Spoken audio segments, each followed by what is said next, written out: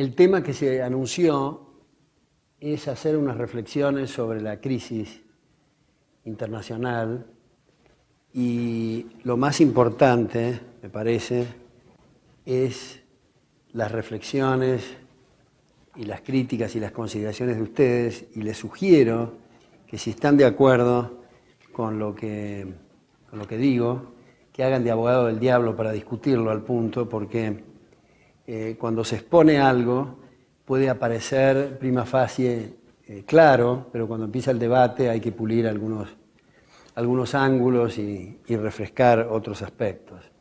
Yo creo que es interesante comenzar las consideraciones sobre la crisis internacional haciendo referencia breve a la crisis del 30. La crisis del 30, los primeros pasos para la crisis del 30 fueron durante el gobierno de Woodrow Wilson. Woodrow Wilson estableció dos puntos que requirieron, entre otras cosas, enmiendas constitucionales. Uno, el establecimiento de la Reserva Federal, o sea, la banca central de Estados Unidos, y otro, el impuesto progresivo. Estas dos cosas las quiero analizar al final de mis consideraciones. Además, Woodrow Wilson aumentó grandemente el gasto público y durante los gobiernos siguientes de Harding y de Calvin Coolidge se redujo el gasto público y se intentó reencauzar la situación, pero esto fue drásticamente aumentado nuevamente durante el gobierno de Hoover. Y además del gobierno de Hoover, ocurrió en el orden internacional los acuerdos de Génova y Bruselas de los años 20, que reformaron el sistema internacional y se salieron del patrón oro. Salidos del patrón oro y establecida la banca central en distintos países, no solo el caso de Estados Unidos, que fue en 1913, pero estamos hablando ahora de los 30, digamos, se establecieron distintas bancas centrales. Entonces se impuso el sistema mal llamado y muy confuso el nombre, patrón oro-cambio. Digo confuso porque no tenía nada de patrón oro. Lo que consistía el sistema es que a partir de ese momento las reservas de la banca central ya creada era en dólares, a una ratio, a un tipo de cambio fijo con el oro, pero con el acuerdo tácito o el acuerdo implícito de no pedir el oro a la banca central, de no pedir el oro a la banca central con los dólares, es decir, no reclamar a Fort Knox el oro. Esto fue, digo entre paréntesis, incumplido por De Gaulle, por su consejo, el consejo de su secretario del Tesoro, Jacques Rueff, de pedir el oro a los efectos de mostrar que estaba en quiebra el sistema. Pero en todo caso, con un cambio fundamental en la disciplina monetaria para entrar en un régimen de indisciplina monetaria, por un lado, y por otro, aumento del gasto público, apareció el crack de los años 30, primero el boom de los 20, luego el crack de los 30, que como el dólar estaba ya vinculado a las reservas de todas las bancas centrales, el crack se generalizó al mundo. Y esa crisis, la crisis del año 30, fue intensificada y prolongada grandemente por Roosevelt. Roosevelt aumentó, a pesar de que su campaña era corregir los dislates de Hoover y reducir el gasto público, aumentó el gasto público, aumentó la deuda, aumentó la cantidad de instituciones regulatorias, entre las cuales estaba la del mercado laboral, que hizo que el desempleo antes de la guerra fuera de 14 millones de desempleados. La guerra, la incorporación de soldados a esos efectos, disimuló, si se quiere poner en esos términos, la crisis, pero la crisis fue corregida a regañadientes por Truman, quien era vicepresidente de Roosevelt, y en el cuarto periodo, digamos, al morir Roosevelt, asumió Truman, y a regañadientes, porque era partidario de las políticas de Roosevelt, eliminó de algunas funciones, especialmente la Secretaría de Comercio, la Secretaría del Interior, algunos funcionarios muy radicalizados de izquierda, eliminó el control de precios, redujo los gastos públicos de posguerra y además hubo en la posguerra un cierto incremento del comercio exterior. Eso hizo cambiar la situación. Y hago esta reflexión para mostrar que la crisis fue consecuencia de la indisciplina monetaria, del aumento del aparato estatal o del leviatán y de incumplir normas fundamentales y criterios básicos de lo que genéricamente se llama capitalismo. A mí la palabra capitalismo mucho no me gusta porque fue bautizado por Marx el capitalismo y además se refiere a una cuestión puramente crematística o material. Me gusta mucho más la palabra liberal porque abarca aspectos éticos, jurídicos, filosóficos y no se circunscribe a los aspectos crematísticos. De todas maneras hay autores como Michael Novak que derivan la palabra capitalismo de caput, de mente, de creatividad. Pero en todo caso, esas normas, el gobierno con poderes limitados, la propiedad privada, los mercados abiertos, se incumplieron y se operó en un sentido completamente distinto en esa crisis del 30. Luego pasamos a esta situación que estamos viviendo, que fue desencadenada, a mi juicio, principalmente por la irresponsabilidad superlativa de Bush II. Bush II incrementó la relación gasto público-producto bruto en la tasa más alta de los últimos 80 años en la historia de Estados Unidos, pidió 5 veces permiso al Congreso para elevar la deuda estatal. El predecesor de Bush le dejó un superávit fiscal que convirtió Bush en un superávit del 5% del producto. La deuda, como dije, esas 5 veces que se pidió elevar el techo de la deuda, llegó al 75% del Producto Bruto, y de ese 75 el 50% en manos extranjeras porque no alcanzaba para succionar los recursos, el ahorro interno, y había que recurrir al ahorro externo. Durante el gobierno de Bush, las regulaciones en el mercado financiero llegaron a ser de 75.000 páginas anuales, con 39.000 burócratas en el gobierno federal full time para atender a toda esa maraña fenomenal de regulaciones. Durante el gobierno de Bush se decidió que había que darle casas a todo el mundo y por lo tanto forzar a los bancos a que dieran préstamos hipotecarios sin las garantías suficientes, con la operación en el mercado inmobiliario de Freddie Mac y Fannie Mae, 2 empresas cuasi estatales, que junto con la manipulación de la Reserva Federal de la tasa de interés, es decir, reducir la tasa de interés, y como todos ustedes saben, la tasa de interés es un precio especialmente delicado, está mostrando la relación consumo presente, consumo futuro. Esto es, si ahorramos todo lo que tenemos hoy, nos morimos hoy por inanición. Si consumimos todo lo que tenemos hoy, nos morimos mañana por inanición.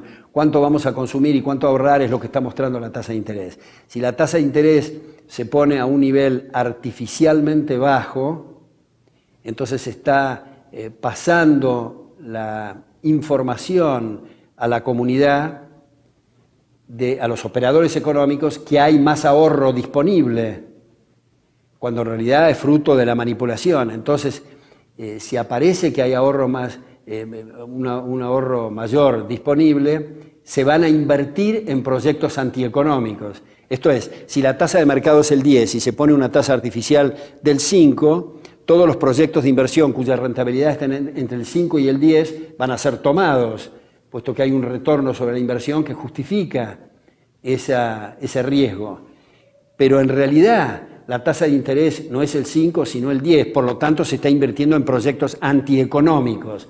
Esto crea un primer periodo de un boom y cuando los precios relativos tienden a mostrar la situación real, se produce el crack o digamos, el ajuste. Eso creó un problema muy grave en el mercado inmobiliario y cuando se generó la crisis como consecuencia de todas estas regulaciones, como consecuencia de la manipulación de la tasa de interés, lo que ocurre, señalé en el mercado inmobiliario, como consecuencia del déficit fiscal, la deuda, el gasto, cuando se produce esa crisis, el equipo Bush-Paulson decidió lo que a mi juicio es la inmoralidad más grande de la historia económica de la humanidad, que son los bailouts o los salvatajes. Esto es que los pequeños empresarios y los trabajadores que no tienen poder del lobby tienen que financiar a grandes empresas, bancos, corporaciones de automóviles, que son ineptos, irresponsables o las dos cosas al mismo tiempo, y hay una transferencia grande de recursos. Una de las cosas importantes del régimen capitalista o del sistema liberal es guiarse por el cuadro de resultados, ganancias y pérdidas, en la medida en que el productor da en la tecla respecto de los gustos y preferencias del consumidor, gana en la medida que se equivoca, incurre en quebrantos o gana menos. Es indispensable para el saneamiento del sistema aquellos que están, a juicio del consumidor, desperdiciando factores productivos que quiebran, o que estén en convocatoria o que desaparezcan del mercado. Sin embargo, se ha hecho lo contrario y se ha recurrido a estos salvatajes, lo cual ocurre con un mayor entusiasmo respecto de la administración actual, la administración de Obama. O sea, desde mi perspectiva por lo menos, Bush ha realizado estas cosas por incompetente y Obama por entusiasta de estas ideas. Pero a los efectos prácticos es irrelevante si es por incompetente o por entusiasta, lo importante son los efectos que las políticas producen.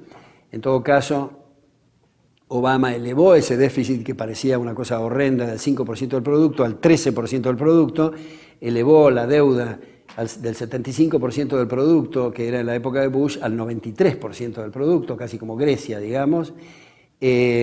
Aumentó el gasto público, intervino más aún acentuadamente en los entitlements, es decir, en el Medicare y en el llamado sistema de seguridad social, que como todos saben es una burla a la inteligencia porque es un sistema de inseguridad antisocial y una estafa fenomenal a la gente que aporta. Acá hago un pequeño paréntesis para decir que en algunos países como la Argentina y Chile se decidió privatizar los sistemas de seguridad. En lugar de tener sistemas de reparto, tener sistemas de capitalización administrados por el sector privado. Lo cual significa, en última instancia, traspasar esos recursos a las fauces, si cabe la expresión, de 6, 7 u 8 grupos privados que tienen un mercado cautivo. Mi punto es que para ser compatible con el respeto al prójimo y con la filosofía inherente a la sociedad abierta, resulta indispensable tomar como sagrado el fruto del trabajo ajeno y no se puede obligar a nadie a hacer un aporte contra su voluntad. Se dice, fruto de una arrogancia, una prepotencia y una petulancia increíble, que la gente de menores ingresos no va a poder prever su futuro, por lo tanto el gobierno, nada menos, tiene que intervenir. Pero no siguen el razonamiento, porque para seguir el razonamiento hasta las últimas consecuencias, sea en el sector estatal o sea en el sector privado, que se obliga a la gente a aportar, cuando reciben su pensión hay que ponerle un policía para que no se vayan a emborrachar en el bar de la esquina, lo cual cierra el círculo orwelliano y tenemos un sistema totalitario o autoritario y nada que ver con el respeto al prójimo. El caso argentino es interesante para ver la actitud de los inmigrantes que llegaban con una mano atrás y otra adelante a la Argentina, que invertían en propiedades inmuebles, invertían en departamentos, invertían en terrenos, hasta que vino el gobierno peronista que introdujo otra de las llamadas conquistas social, que se llamó la ley de alquileres, el control de alquileres y desalojo, y solamente un individuo que tenga un defecto grave neuronal iba a invertir en un terreno o un departamento, y por lo tanto se arruinó a muchísimas generaciones, gente que absolutamente preveía su futuro. Y además, como dije en un programa de televisión en Buenos Aires hace poco, cuando alguien señaló que es indispensable cuidar a los pobres y manejarlos, porque si no, no van a ser capaces de administrar sus propios recursos, yo dije que lo tomaba como una ofensa personal a esa reflexión, porque todos venimos de las cavernas y venimos de la miseria y de la pobreza más absoluta. La forma de mitigar la pobreza y de pasar a situaciones de relativa riqueza no es a través de aparatos estatales totalitarios, sino abrir la energía creativa y el respeto a los derechos individuales. Cierro este paréntesis y continúo diciendo que Obama acentuó también estos llamados salvatajes y en la práctica adquirió el gobierno empresas automotrices, bancos, compañías de seguros. Que es candidato al Partido Republicano, Mitt Romney, escribió un artículo en el New York Times diciendo que él era el hijo del presidente de American Motors y que conocía de la cuestión automotriz, y señalaba la importancia que muchas empresas ineficientes del área automotriz quiebren precisamente para ayudar a la industria automotriz local. Es decir, hay un moral hazard, hay un riesgo moral enorme de gente que está siendo financiada y apoyada para no adoptar las medidas de ajuste administrativas, financieras, comerciales que deben adoptar. El artículo se llamaba Let Detroit Go Bankrupt. Y también en el caso de Obama se acentuó los procesos inflacionarios, es decir, monetizar la deuda, lo cual significa que el Banco Central, la Reserva Federal, compra títulos del Tesoro, de la Secretaría del Tesoro, compra sus propios títulos, si se quiere, contra lo cual se emite. Y esto ha sido en cantidades muy grandes. La última emisión, el QE2, fue por $600 mil millones. Esto va a producir, a mi juicio, un deterioro enorme. Está produciendo un deterioro en los precios relativos, pero va a producir un deterioro muy grande en el dólar. Y a esto se agrega que se le ha dado un ímpetu mayor a esas dos instituciones patéticas y bochornosas que son el Banco Mundial y el Fondo Monetario. Yo comparto con Peter Bowell, Melvin Krauss, Karl Brunner, Anna Schwartz y otros tantos autores que estas dos instituciones, el Fondo Monetario y el Banco Mundial, son los responsables en gran medida de la existencia de los países del tercer mundo. ¿Qué es un país del tercer mundo si no somos racistas y no pensamos que es un problema de etnias, ni es un problema de latitudes, ni es un problema de climas, ni de geografías, ni de religiones, sino de marcos institucionales?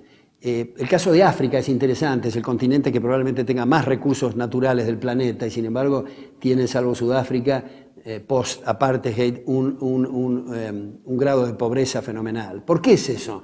Porque es un tema de incentivos. Supongamos que nosotros somos gobernantes de alguna de estas republiquetas africanas. ¿Y qué hace que sea un país del tercer mundo? Bueno, adoptamos controles de precios, incorporamos empresas estatales, reformas agrarias, inflaciones monetarias. Yo tengo enmarcado el billete del signo, la denominación monetaria mayor de la historia que hasta ahora existe, que son $100 trillones del Banco Central de Zimbabue, que se llama, primero en dólares de Zimbabue, y después está firmado por el presidente de la Reserva Federal. Esto quiere decir, psicológicamente quiere convencer a la gente de Zimbabue y otras partes que si habla de dólares y habla de Reserva Federal, es un doctor Boone o algo así que firma que el doctorado, se imaginan cómo lo habrá logrado en África. Entonces, al adoptar estas medidas, se fugan los mejores cerebros, se fugan los capitales, y frente a semejante crisis llegan carradas de dólares del Fondo Monetario, el Banco Mundial, a baja tasa de interés con periodos de gracia mucho mayores, y no pueden creer los gobernantes que les llegue esta especie de maná del cielo para consolidar su tiranía y seguir adoptando las medidas que adoptan. Mientras estos burócratas del Fondo Monetario del Banco Mundial viajan en primera con corbatas de Hermès, van a hoteles de 8 estrellas, digamos, y están tomándole el pelo, digamos, y cabe esta expresión, a la mayor parte de la comunidad civilizada. ¿Cuál sería la solución de esto? Cortarles en la forma más absoluta el crédito a estos países, créditos gubernamentales. Entonces, los gobernantes de esos países, después de adoptar las sandeces que adoptan, van a tener dos opciones. Una, rectificar su conducta, con lo cual van a repatriar los cerebros que se fugaron, van a repatriar capitales y van a recibir préstamos sobre bases sólidas, o seguir siendo socialistas, en cuyo caso para financiar sus operaciones las tendrán que buscar en La Habana, Cuba, si es que allí hay recursos, pero no en Washington.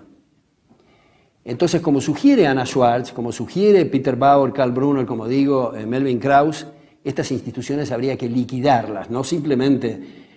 ustedes habrán visto, según en la historia, la crisis de Rusia, la crisis de Tailandia, la crisis de la Argentina, la crisis de Brasil, todas responsabilidades de estos organismos internacionales. Por supuesto que es un tema autóctono también, mucha responsabilidad de los argentinos, digamos, esto no es un problema solamente para endosar la responsabilidad a otros. Esta mañana estaba diciendo que recordaba en un libro de las memorias de un célebre librero en la Argentina que ahora murió, para mostrar cómo se endosa la responsabilidad a otros. Él decía que había un pésimo actor en un pueblo que representaba a Molière, y después de cada acto le tiraban tomates y le tiraban una serie de cosas, y el individuo decía: mi Dios, ¿qué tiene este pueblo contra Molière? Esa es la forma más clara, yo veo, de endosar la responsabilidad a otros. Creo que además el Fondo Monetario y el Banco Mundial está forzando a transferencias coactivas dentro de Estados Unidos, transferencias de recursos del granjero, que no tiene nada que ver con esto, pero que tiene que pagar impuestos para financiar el Fondo Monetario y el Banco Mundial y para financiar negocios de Wall Street, que a su vez prestan a estos países préstamos que nunca hubieran realizado si no hubieran tenido el paraguas protector del Fondo Monetario y el Banco Mundial.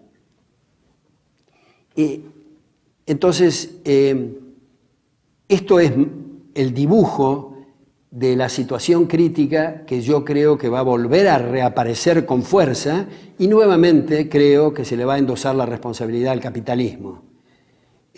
Capitalismo, por las razones apuntadas, absolutamente inexistente.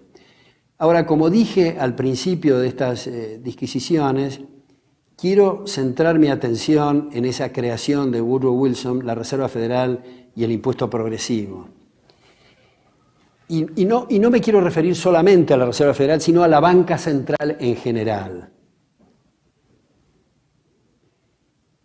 Los banqueros centrales están siempre embretados entre una de tres políticas: a qué tasa emitir, a qué tasa contraer, o si dejar igual la masa monetaria. Si no deciden entre una de estas tres variantes, una de estos tres caminos, dejan de ser Banco Central.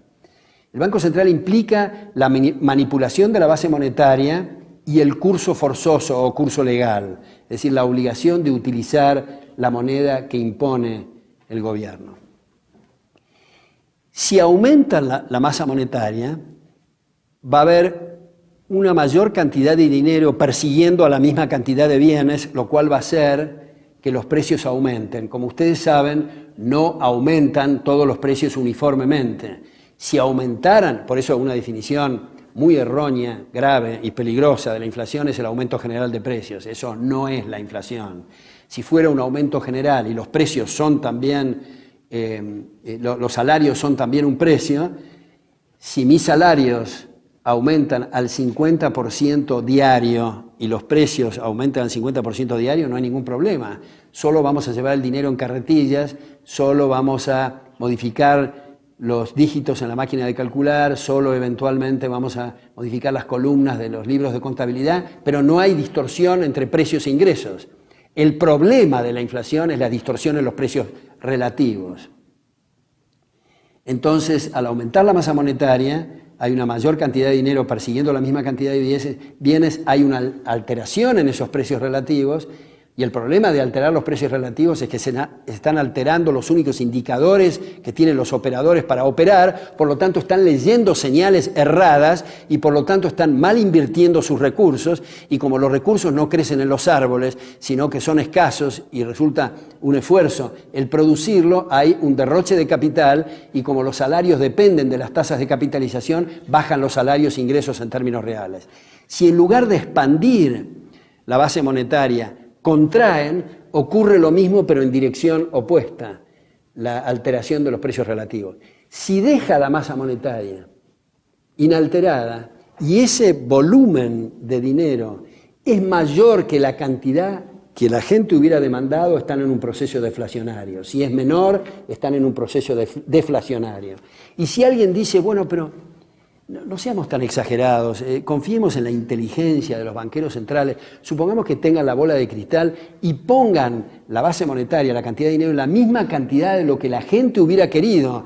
La pregunta es, ¿para qué diablos se metieron entonces si van a hacer lo mismo que la gente hubiera querido? Primero. Y segundo, la única forma de saber lo que la gente hubiera querido es dejarlos operar, dejar manifestar sus deseos. Entonces, por eso me parece tan constructivo este libro de Hayek de 1976, La privatización del dinero.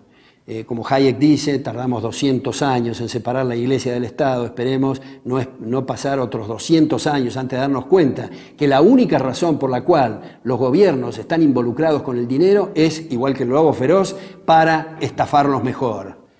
No hay ninguna otra razón. La gente debe poder elegir cuáles son los activos monetarios que mejor sirven a sus intereses.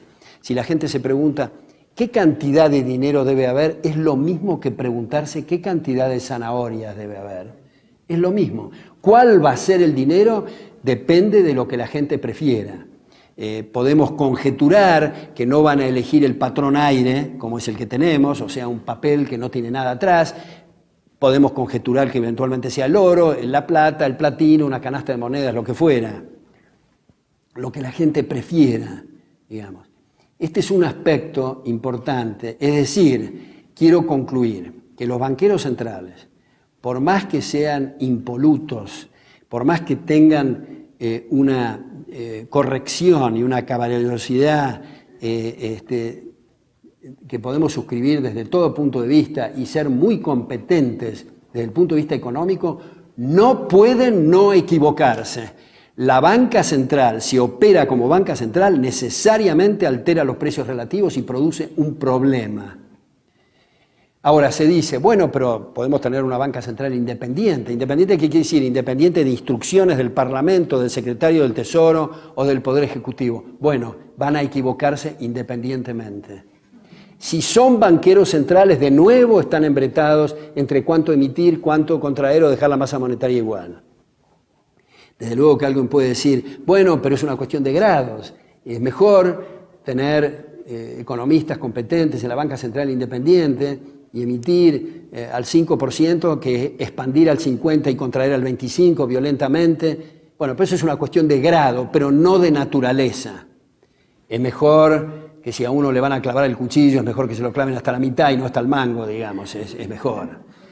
Pero digamos, la naturaleza del problema es lo que hay que ver. Y luego se ha dicho dentro de este contexto, ¿por qué no tener una regla monetaria que el gobierno imponga constitucionalmente una regla monetaria. Ha habido muchos autores muy conocidos que la han propuesto y habitualmente dicen entre el 3 y el 5% porque es lo que se estima en promedio que crece el Producto Bruto.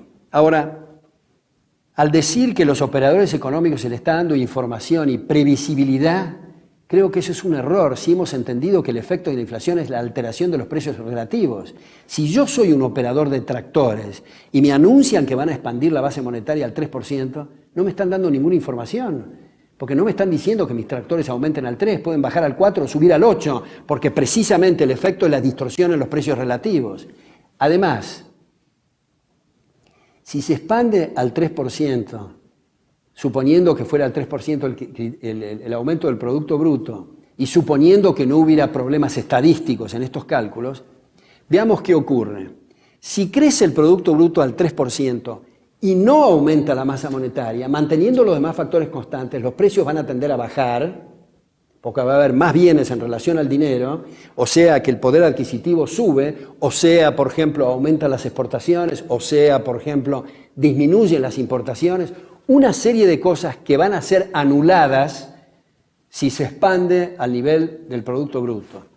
Entonces la conclusión es, como dice Hayek, y como ha dicho, y es poco conocido esto de Friedman, en las conferencias en Israel de Friedman, de 1973, traducidos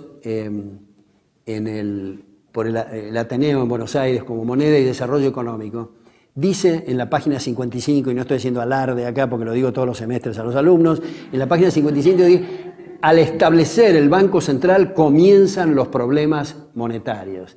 Y en Monetary Mischiefs, que es su último trabajo sobre temas monetarios, a pesar de que Friedman tenía otras ideas antes, dice que el Banco Central, la moneda es algo demasiado serio para dejarlo en manos del Banco Central. Este es el primer punto. Antes de cerrar, quiero ver el segundo punto, que es el impuesto progresivo. Un impuesto progresivo, como ustedes saben, es un impuesto que su tasa o alícuota progresa cuando progresa el objeto imponible. O sea, el que gana 10 paga el 20%, el que gana 20 el 30%, el que gana 50 paga el 80%, en fin, progresa la tasa, la alícuota, a diferencia del impuesto proporcional, y es que todos pagan la misma proporción. El que gana más, paga más, porque el 2%, digamos, de 1.000.000 no es lo mismo que el 2% de 1.000, pero la alícuota es la misma.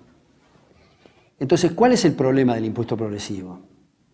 Y no es solamente, si ustedes ven los 10 puntos del Manifiesto Comunista de 1848 de Marx y Engels, tiene 2 veces, insiste Marx, en la importancia del impuesto progresivo, y tengan en cuenta que los 10 puntos son para destruir el sistema capitalista. Lo curioso es que el llamado mundo libre adopta los 10 puntos, si ustedes los analizan. Es muy difícil combatir así al totalitarismo adoptando su postura, pero digamos, ¿cuál es el problema del impuesto progresivo? ¿Por qué requirió una enmienda constitucional en 1913 en Estados Unidos en la época de Woodrow Wilson? ¿Por qué se oponía la gente y se oponen economistas al impuesto progresivo? Porque produce los siguientes efectos. Primero, es un obstáculo formidable, muy contundente y devastador para la movilidad social. Imaginemos la pirámide patrimonial.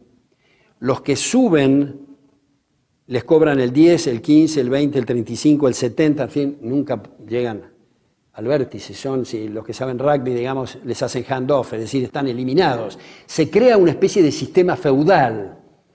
El que nace rico, muere rico, y el que nace pobre, muere pobre. ¿Por qué? Porque el que está en el vértice, antes de haberse establecido el impuesto progresivo, si es a las ganancias, por ejemplo, si bien es cierto la figura o el contorno o el dibujo de la pirámide puede cambiar, los que están en el vértice están eliminando a los que no están en el vértice y vienen ascendiendo. O sea, primero la movilidad social, porque una cosa fundamental en la sociedad abierta es que el que está arriba y no sirve, que baje con la velocidad necesaria, y el que está abajo y sirve, tiene que subir con la velocidad necesaria. El impuesto progresivo bloquea ese movimiento. Segundo, como insinué recién, es un privilegio para los ricos, porque los coloca en la pirámide, en el pico de la pirámide, digamos, y bloquea a todos los que vienen de abajo. O sea, en un sistema de fuertes impuestos progresivos, cuando vemos que hay algo de movilidad, es porque están evadiendo o porque se ganaron la lotería, pero dentro del sistema es imposible progresar. Y luego el impuesto progresivo altera las posiciones patrimoniales relativas. Esto es, la gente va al supermercado y compra este bien o aquello, y al comprar o abstenerse de comprar, está estableciendo ciertas posiciones relativas. Por ejemplo, todos los que estamos en este cuarto tenemos determinadas posiciones relativas, de 3 a 1, de 2 a 6, lo que fuera. Si hay un impuesto proporcional, o sea, la tasa no se mueve, todo el mundo el 10%, por ejemplo, después que pasa el rastrillo fiscal, las posiciones patrimoniales relativas quedan intactas, quedaron iguales. Pero cuando hay un impuesto progresivo, todas las posiciones patrimoniales relativas se alteraron.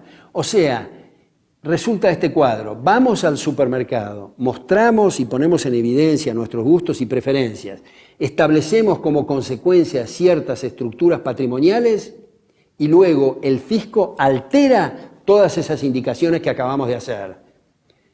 O sea, el chocolate con las naranjas tiene que tener una relación de 4 a 1, pues es de 3 a 2. Cambiaron todas las relaciones. Y otra vez, como los recursos son escasos y las necesidades son ilimitadas, y de lo que se trata es de aprovechar los recursos disponibles, los estamos dilapidando a través de esta alteración en los patrimonios relativos. Y por último, el último efecto más contundente del impuesto progresivo es que es en verdad regresivo. A los que más afecta es a los que menos tienen. Esto es, supongamos que haya un impuesto progresivo que vaya del 2% al 90%. Hagamos un zoom y concentrémonos en quien está pagando el 90%. El que está pagando el 90% de sus ganancias eventualmente va a tener una úlcera, va a tener mal humor, va a discutir con su contador, etc. Pero el efecto más importante, el más millonario de la comunidad, no va a bajar su nivel de vida, no va a dejar de consumir pan ni tener un auto, en fin, va a disminuir su inversión. Y al disminuir su inversión y su capitalización, el que está acá, que nunca vio una planilla fiscal, que no sabe qué es un impuesto eventualmente, su salario, que podía haber estado en 30, queda en 10 porque la tasa de capitalización en la otra punta no se produjo. Si es que hemos entendido que la única causa de crecimiento de los salarios e ingresos en términos reales son las tasas de capitalización, entonces es regresivo. Ahora, a mí me parece que estos debates de este tema y tantos otros que pueden analizarse, es indispensable hacerlo en climas de apertura mental donde se pueda discutir, donde se pueda criticar, donde se tenga conciencia que los conocimientos, como dice Popper, son provisorios, abiertos a refutaciones, y donde se pueda comprender cuáles son las bases, cuáles son los pilares, cuáles son los sustentos, cuál es el cimiento de la sociedad libre. Muchas gracias. Pues ha sido un gusto escucharte. Muchas gracias. Mi mundo es el mundo del arte y la verdad es que yo estoy apasionada con este tema gracias al Centro Hazlitt. Pero me preocupa que verdaderamente al final, ¿qué es lo que hay? ¿Una mala información o un deseo de las personas de no querer escuchar estas ideas, entender que son tan lógicas? Porque me preocupa que hoy salió una nota en la prensa en donde pretenden mencionar de que quién nos va a librar de personas o de mentes como las de Warren, ¿verdad? Bueno, me parece muy importante esa pregunta. Me parece muy importante porque hay varios aspectos acá, ¿no? Un aspecto, yo diría, que como dice Hayek, lamentablemente la economía es contraintuitiva. Esto es, lo primero que pensamos está mal. Requiere mirar de nuevo el tema y, como decía Bastiat y Hazlitt, digamos, en Economía en una elección, ver y mirar lo que se ve y lo que no se ve.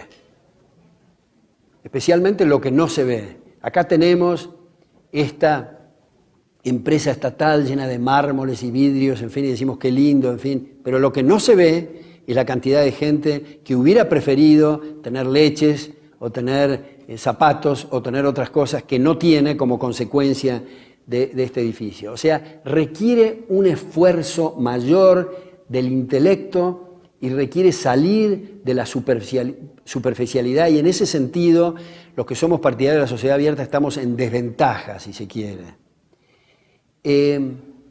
Por otra parte, y les transmito una experiencia personal y un ejercicio personal, es que en lugar, me parece, de estarnos quejando por qué es que la gente no comprende esto, es mejor decir por qué soy tan inepto para pasar este mensaje. Y como tendemos a ser más benévolos con uno mismo que con los demás, esto nos fuerza a hacer mejor los deberes y el próximo artículo, el próximo libro, el próximo ensayo, la próxima clase, tratar de hacerla mejor. Porque en realidad la gente, salvo una proporción muy minoritaria, no tiene un espíritu de maldad. La gente es muy receptiva a nuevas ideas y muy hospitalaria. En la experiencia de quienes tenemos experiencias en la cátedra, vemos lo fantástico que es, y no solo en una conferencia, sino uno está en un semestre, las relaciones que se establecen con los alumnos son de una genuina amistad, es decir, basados en mismos valores y mismos principios. Yo una vez dibujé una curva, un gráfico que es un poco complicado, qué le pasa a cada estudiante cuando está oyendo la primera clase, que tiene una reacción, es decir, este individuo está completamente demente, hasta que empiece, bueno, si es tan fácil porque no se hace, cuando viene esa pregunta quiere decir que hay un clic, digamos, y así se puede ir escarbando en distintos aspectos, y no hay nada más fenomenal, ni retribución más extraordinaria para alguien que da clases que le digan, esto me cambió la vida, esto me hizo ver otro aspecto. Pero también veamos la cantidad de alumnos que están sometidos, y sometidos es la palabra, a profesores que repiten lo convencional, el mainstream, el statu quo, y que no se salen de ese análisis, y entonces se están creando en esos microclimas que son las universidades futuros dirigentes que van a repetir las mismas experiencias que se vienen repitiendo hace tanto tiempo. Ahora, dado que eres del área del arte, yo escribí un artículo hace relativamente poco que se llama El síndrome del poeta, donde trato de ver las experiencias que hay con gente que está en la escultura, en la pintura, en la poesía, en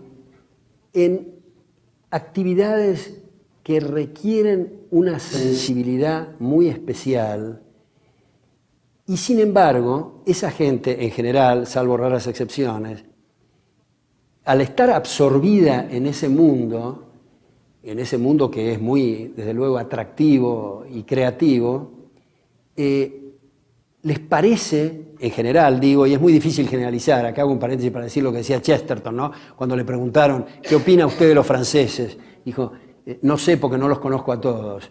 No se puede generalizar, la generalización es muy difícil. Pero digo, tiene la tendencia a enfrascarse en ese mundo y les parece algo pedestre el ocuparse de temas que tienen ruido a metálico o a máquina, o en fin, que es la economía. Entonces uno se acerca a un escritor de ficción, digamos, por ejemplo, dice, bueno, pero usted se ha pronunciado en los diarios el otro día sobre cuestiones sociales y yo quisiera elaborar sobre ese punto. Entonces, más o menos la respuesta es, no me va a venir usted a hablar del multiplicador bancario, de la ley de la oferta y la demanda y de ese tipo y de esas cosas tan pedestres y ruines. Yo estoy en cuestiones más elevadas. Entonces, no hay como entrarle a esto. Y al mismo tiempo observamos que le ha ocurrido a escritores como a Marcos Aguinis en la Argentina, o en el Perú a Mario Vargas Llosa y otros, Octavio Paz, que al salirse de la línea, llamémosle socialista, intervencionista, tienen de sus colegas les hacen un gran ostracismo. En el caso de Marcos Aguinis, lo sacaron de la cátedra de Filosofía y Letras, en fin. Entonces, resulta difícil, pero también creo que es debido a la incapacidad de comunicar con la suficiente eficiencia. Pero básicamente, respecto del primer punto, yo creo que la dificultad está en que se requiere un argumento, un razonamiento más profundo y más cuidadoso para ver las cosas, porque resulta más fácil, uno ve un individuo en un Mercedes-Benz y otro tipo en una bicicleta y dice, ¿por qué no venden las dos cosas, se dividen por la mitad y cada uno tiene un Fiat, por ejemplo? Esa es la cosa más rápida, pero ¿cuáles son las consecuencias, los incentivos, las asignaciones de recursos, especialmente para la gente más necesitada? Porque este es un tema, me parece muy importante en economía, ver que, bueno, el derroche de capital perjudica a toda la comunidad, pero muy especialmente a los que menos tienen, a los marginales que sufren esos embates y, curiosamente, la mayor parte de las medidas demagógicas se hacen en nombre, digamos, de los que menos tienen. Ahora, también creo que tenemos que ejercitar las neuronas, no necesariamente para inventar sistemas, pero para revisar literaturas de otras tendencias. Por ejemplo, mi cuentista preferido es Giovanni Papini, y uno de los escritos de él, que esto no es de ficción, sino es un discurso a Florencia, se llama, donde dice, según él, los florentinos son en gran medida porteros de casas mortuorias. Esto es, están custodiando y hablando de Botticelli, de Giotto, de Leonardo, de Miguel Ángel, pero no agregan nada. Entonces está sugiriendo trabajar un poco las neuronas para revisar otros escritos y para crear. Y en ese sentido, dado que la democracia ha llegado a niveles tales de degradación, que no tiene nada que ver con lo que sugirió originalmente Aristóteles, ni modernamente Giovanni Sartori, de proteger los derechos de las minorías, sino que hay que llamarlo, como yo insisto, que se llama la cleptocracia, es decir, gobiernos de ladrones, ladrones de vidas, de libertades y de propiedades. Entonces se ha llegado a ese régimen tal que resulta una utopía en el sentido peor del término, el pretender sistemas democráticos que realmente protejan los derechos de las personas. Entonces creo que habría que repasar, por ejemplo, y esto es del siglo XVIII, Montesquieu en El espíritu de las leyes, en el segundo capítulo del segundo libro, dice que hace a la esencia de la democracia elegir los gobernantes por sorteo. Entonces la gente se sorprende, dice, pero este tipo está completamente demente, ¿cómo puede ser que proponga seriamente el sorteo? Pero imaginémonos que eso se adopte para el Poder Ejecutivo. Ya vamos a dejar de oír esas reuniones sociales infernales donde la gente cuenta anécdotas de los distintos candidatos y de las distintas estructuras políticas, que ella, que él, que no fue.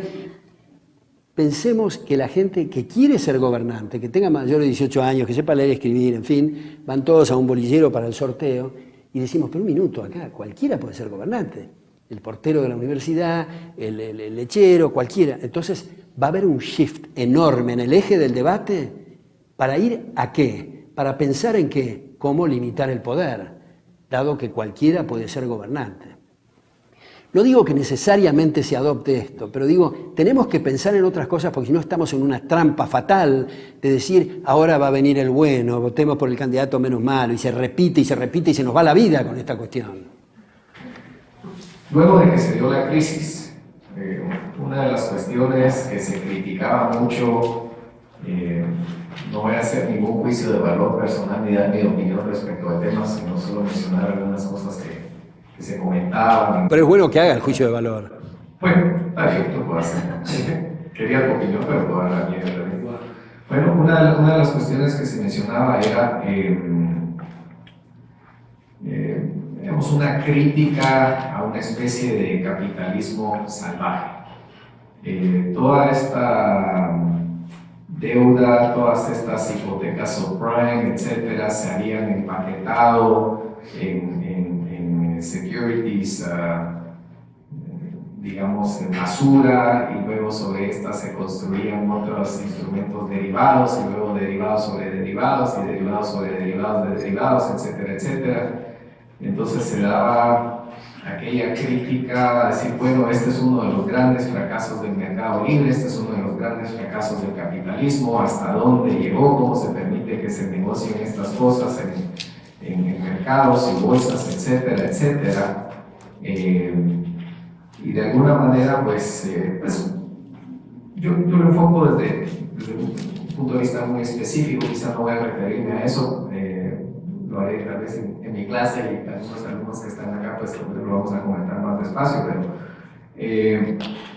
pero el tema es, ¿qué comentario darías al respecto? Es decir, ¿es válido? ¿Está esa falla ahí? ¿Es un problema digamos, de un capitalismo que se desbordó y que ocasionó esta serie de problemas? Hay gente que lo quiere enfocar con un aspecto moral, es la avaricia, la ambición desmesurada, etcétera, etcétera, el famoso greed que se mencionaba tanto en la prensa, en los periódicos, en toda la gente en Estados Unidos. Esa avaricia, la de Wall Street, fue la que finalmente ocasionó todos estos problemas. Quisiera conocer tu opinión. Bueno, hay varios aspectos, me parece, en esa pregunta. Primero, en mi experiencia personal, cuando se habla del greed o de la avaricia, y uno le pregunta al interlocutor, ¿usted cree que está ganando demasiado? ¿Debe renunciar a sus ingresos? Nunca es avaricia ni greed quien está haciendo el negocio de vender tomates o ejercer una cátedra. Al revés, quieren más honorarios los profesores, mejores derechos de autor, en fin. Eso de greed definido como que ambiciono demasiado me resulta una cosa muy pastosa para poder definirla. Lo que yo creo es que, de nuevo, lo que ha ocurrido en Wall Street es la cantidad fenomenal, por un lado, de regulaciones, por otro lado, el sistema bancario de reserva parcial manipulada por la banca central que pone a los bancos en estado de quiebra permanente, no solo en Wall Street, sino en todas partes, porque hay un debate entre los economistas, entre el free banking y la reserva total. Cualquiera de las dos cosas es mejor que tener el sistema fraccional manipulado por la banca central. Como ustedes saben, voy a sobresimplificar esto. El sistema fraccionario de banca central manipulado por el Banco Central quiere decir que el gobierno, el Banco Central, establece encajes, generalmente son muchos los encajes, pero vamos a simplificar que fuera el 50%. Quiere decir que yo voy con 1.000 pesos a un banco, el banco retiene 500 porque el encaje es de 50% y puede represtar los otros 500. Se lo represta a uno de ustedes. Uno de ustedes va con esos 500 a otro banco, el banco retiene 250, represta 250, pero ya en el primer momento, con un depósito de 100 hay 150 en circulación. ¿Cómo se produjo eso? Por el encaje fraccionario. Esto es, yo con mi depósito de 100 puedo liberar un cheque para tener esos 100, pero el individuo que recibió 50 de préstamo puede también liberar un cheque. 100 más 50 es 150. Y eso es una expansión exógena de dinero, efecto secundario en la producción de dinero que está alterando los precios relativos. Eso hace que frente a una corrida bancaria por una crisis política o un cambio en la demanda de dinero, muestran que el banco está insolvente. Se decreta feriado bancario, interviene el Banco Central. Yo creo que es muy importante comprender que los bancos son para la gente, no la gente para los bancos. Entonces, esto que estamos hablando de los encajes, por supuesto que son depósitos a la vista, porque los depósitos a plazo fijo tienen encaje cero y no hay ningún efecto multiplicador. Es de depósitos a la vista. Entonces, estas regulaciones, incluso para las calificadoras de riesgo, ser una empresa calificadora de riesgos en Wall Street requiere pasar por muchísimas regulaciones, lo cual quiere decir que a las calificadoras se le está dando un monopolio artificial, que califican con AAA a alguien que es insolvente. Si eso ocurre en el mercado abierto, desaparece esa calificadora. Entonces, el sistema bancario, las regulaciones, el tema de las calificadoras es el problema. Ahora, esto no quiere decir que en el mercado abierto una persona que dice vender chocolate amargo venda un chocolate con un gusto asqueroso. Pero es perfectamente legítimo eso, mientras sea chocolate lo que está vendiendo, pero es la gente la que va a decidir si ese individuo va a seguir o va a quebrar. Y eso es lo que no ha ocurrido en Wall Street, Eso porque es curioso. Hay gente que dice el greed y el problema, etc. Y no hacen más que subsidiarlos, las izquierdas, los keynesianos y los socialistas, subsidiar a esa gente que dicen que están criticando. Y al trabajador medio y a la empresa chica tiene que ha hecho las cosas bien y no ha sido inepto ni irresponsable, financiar a los irresponsables. Por eso yo creo que ese es el punto central. El aparato estatal debe velar que no haya fraude, que no se diga voy a hacer A y hago B en vez. Pero si libre y contractualmente yo digo quiero que hagan los derivados de los derivados de los derivados de derivados, yo asumo el riesgo. Y si eso no da resultado, tengo que quebrar. Y no como Goldman Sachs y como todas estas empresas, el Bank of America y todo lo demás, que además, dicho sea de paso, el CEO de Goldman Sachs, observarlo frente al Senado, ha sido uno de los espectáculos más bochornosos que yo he observado. No solo por el tribunal inquisidor de los senadores, que no han estudiado ni el ABC de la economía, sino el propio CEO de Goldman Sachs en la forma de reaccionar, que ni siquiera ha estudiado el ABC de la oratoria, puesto que cada frase que empezaba la superponía con otras, y ustedes han seguido esos debates. Hemos visto, o por lo menos parece como que esta cuestión ha sido progresiva, que el aparato estatal va creciendo y creciendo. ¿Cuál es nuestra esperanza cuando uno ve que Estados Unidos, uno de los países que era una de las reservas de la libertad, se encuentra en el camino que se encuentra? ¿Qué esperanza puedo tener yo de que la cosa va? Bueno, les sugiero que compren mi libro Estados Unidos contra Estados Unidos, del Fondo de Cultura Económica, así aumentan mis derechos de autor, de paso. Pero ahí trato, en el último capítulo hablo de las reservas morales fenomenales que hay en Estados Unidos. Pero es cierto que ha habido un desvío enorme de los principios de los padres fundadores a lo que ocurre últimamente. Pero lamentablemente por eso yo no comparto la tesis de Fukuyama del fin de la historia, la caída del muro de Berlín, porque eso es un marxismo al revés. No hay nada que sea inexorable en las conductas humanas. Depende de lo que nosotros seamos capaces de hacer todos los días. Entonces depende de lo que cada uno de nosotros hagamos, será el futuro. Yo creo que en el caso de Estados Unidos, los think tanks tipo el Independent Institute o Cato o Mises.org y todo eso, Mises Institute, digamos, son instituciones que tienen una financiación enorme de parte de empresas que comprenden, como decía George Stigler, que el gobierno no es una concubina que va a satisfacer solo las relaciones de esa empresa, sino que es una ramera que se acuesta con todos y crea un problema tan fenomenal que se termina liquidando a la propia empresa como algo independiente y autónomo. Ahora hablar de estatización de empresas es algo un poco anticuado.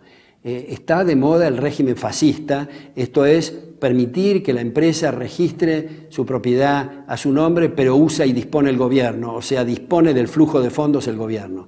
Y si el empresario no aplaude con suficiente entusiasmo un discurso del presidente o la presidenta, le cierran la empresa. Entonces, yo creo que si bien es cierto, el empresario está entre un fuego cruzado y tiene que atender las demandas de los accionistas para mayor retorno, tiene que saber lo que es un equilibrio en ese campo de lo que es el servilismo total y entregar la empresa, y por otra parte, financiar como un reaseguro instituciones académicas, centros de estudios y otras actividades que permitan que sus hijos y sus nietos sobrevivan en esos climas. Si uno analiza microcosmos y sectores reducidos de cátedras, departamentos de investigaciones, libros, ensayos, en fin, uno puede ser muy optimista, pero lamentablemente el balance neto de lo que está ocurriendo hoy en el mundo, y no es un tema solo de Estados Unidos, sino del mundo en general, es un tema peligroso. Y más peligroso es la gente que dice necesitamos una crisis para darnos cuenta. He oído en la Argentina, necesitamos una guerra civil para darnos cuenta. Yo creo que eso es una tesis muy peligrosa, porque el fondo de la crisis, no hay fondos, Y si no hay lo suficiente educación, vamos a tener una crisis y decir, estamos así por tal cosa, y la tal cosa no tiene ningún nexo causal con lo que está pasando, por lo tanto bajamos otro escalón más y así sucesivamente. Solo la educación, el debate de ideas y la comprensión de las ventajas de la sociedad abierta nos va a permitir, me parece, encaminarnos en la buena dirección. Bueno, muchas gracias. Ha sido un gran gusto estar con ustedes.